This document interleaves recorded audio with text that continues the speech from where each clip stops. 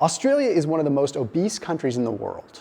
And depending on what data set you look at, it's anywhere from the second most obese to the fifth most obese. I'd say the data kind of lends me to think it's around the third or the fourth. What's interesting is that they have some of the longest life expectancy after age 65.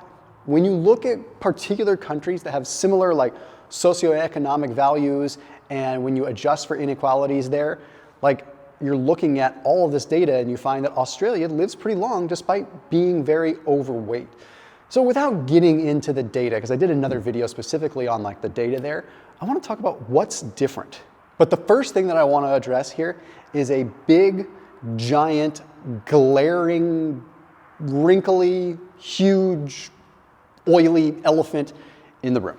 And after today's video, I put a link down below for Thrive Market, which is an online membership-based grocery store. We do have sponsors on this channel, and thankfully Thrive is one of them because it allows my viewers to be able to go online and shop for groceries that would be groceries that are similar to what you'd find in Europe or other countries where they don't have preservatives and additives coming in. So even if some of the foods are processed or they're pantry staples, they don't have the questionable things in them. That's the whole idea behind Thrive, is they were trying to make good quality food with good ingredients and good sourcing accessible to people everywhere, not just in major metropolitan areas.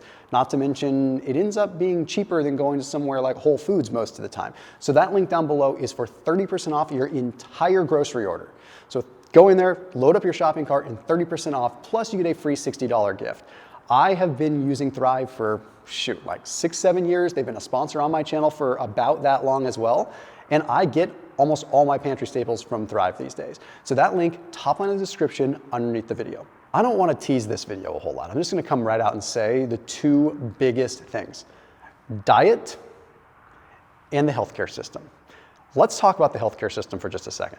I'm going to read a quote, an excerpt from a large study that looked at the Commonwealth Fund, that was looking at basically countries that have high income and how the healthcare is different between all these different countries. So I'm just going to read this excerpt. 4 features that distinguish top performing countries from the United States.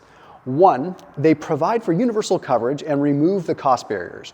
2, they invest in primary care systems that ensure that high-value services are equally available in all communities. And 3, they reduce administrative burdens that divert time and efforts and spending from health improvement efforts. Number 4, they invest in social services, especially for children and working adults. In my opinion, when I see number 3 there, that's the one that stands out the most. In the United States, we're lost in this minutia of systems and processes and this and that.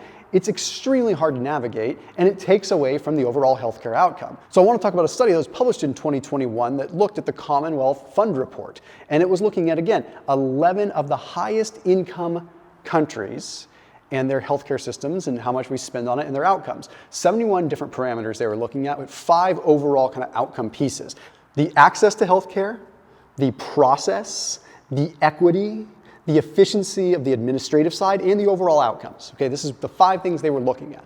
Okay, what they found with this was that Norway led the pack. They found that Netherlands was a close second. They found that Australia was third. So when we come back to obesity rates being high, yet they live long, it's probably the fact that they have a decent healthcare system that even when they factor in for within country socioeconomic differences, it was really similar. So there was not this huge gap of socioeconomic status with who got good healthcare outcome, not even just who gets good healthcare, but overall outcome and access. Because the outcome is what I pay attention to the most. I mean, access is important, but the outcome, come on, that's what we're after, right? We want the outcome. So it was interesting to see that even though Australia has a high obesity rate, they end up having really good longevity, probably because they get better preventative care and screening. And that's just what it comes down to, because that's the way a lot of modern health is these days. What's interesting is that the US was dead last and spends the most percentage of their GDP on healthcare. So spend the most with the least outcome. I don't want to get on my high horse and just get frustrated with the US healthcare system. I'm focusing on what makes Australia different. But that's the big elephant in the room. The big elephant in the room is that it's different healthcare. But why are they still so obese? They're not as obese as the United States, but they're still pretty darn obese. And their overall dietary guidelines are still pretty bad. Like the kinds of foods that are allowed in are, well, I should say allowed in, but the kind of foods that just are available, it's not like what you would see in Italy, France, or a lot of parts of Europe, or Norway, or Finland. Like, it's still a lot of processed stuff. But what is interesting is that the Dietetics Association there actually specifically labels foods that should be limited. They're not afraid to say, hey, maybe limit literally cakes, or limit pies, or pastries, or limit chocolates. They name these foods specifically, and I talked about this in another video. I know this sounds really simple, but if you're talking to the masses and you're telling them limit refined sugars, limit refined grains, no, we don't even say that. We just encompass them in a basic category. Who's going to figure that out if you're not already educated in the area? So by spelling foods out specifically, it actually does increase adherence. It helps people understand.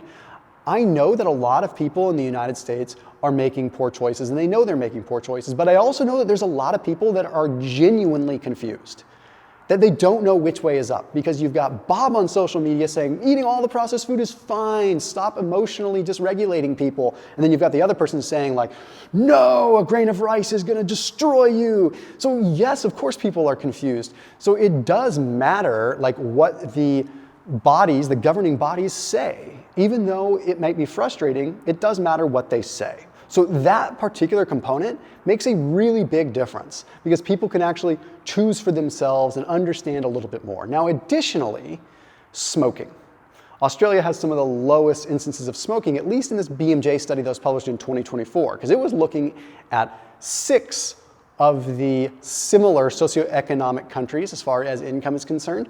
And it found that in this case, Australia had the best life expectancy, and it seemed to be largely correlated with less drug and alcohol related deaths and less smoking. So the bottom line is that even though they're obese, they're healthier people. And that is a place that we can start. We need to obviously unpack that more.